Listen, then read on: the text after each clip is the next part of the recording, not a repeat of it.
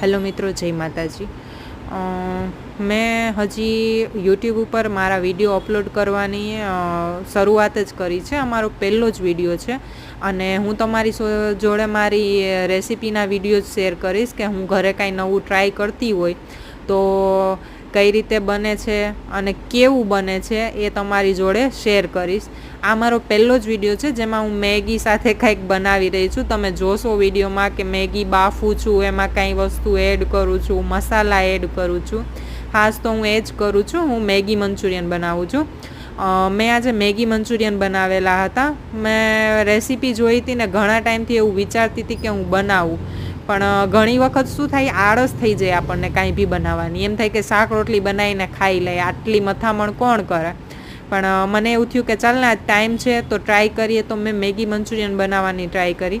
પણ તમે માનશો નહીં, પહેલી જ વખત બનાવ્યા ને એટલા મસ્ત બન્યા હતા, એટલા ક્રિસ્પી થયા હતા. તમારે ગ્રેવી વગર એમનેમ બી જે આ ફ્રાય કરેલા તમને બતાવું છું એ ખાવા હોય તો એ બી ખાઈ શકો. પણ તો બી મેં ટ્રાય કર્યા કે ગ્રેવી સાથે ટ્રાય કરી તો કેવા લાગે. એના માટે મેં થોડી ગ્રેવી બનાવી અને થોડા મંચુરિયન ગ્રેવી સાથે બી ટ્રાય કર્યા.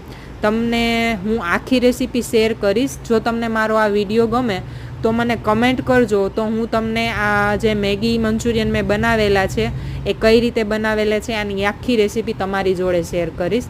હજુ તમે એમનેમ જ વિડીયો તમને બતાવેલો છે ને મારો પહેલો જ વિડીયો છે, એટલે પહેલાં હું તમને કહેવા માગું છું કે તમે લાઈક કરો, હું તમને આખી રેસીપી શેર કરીશ.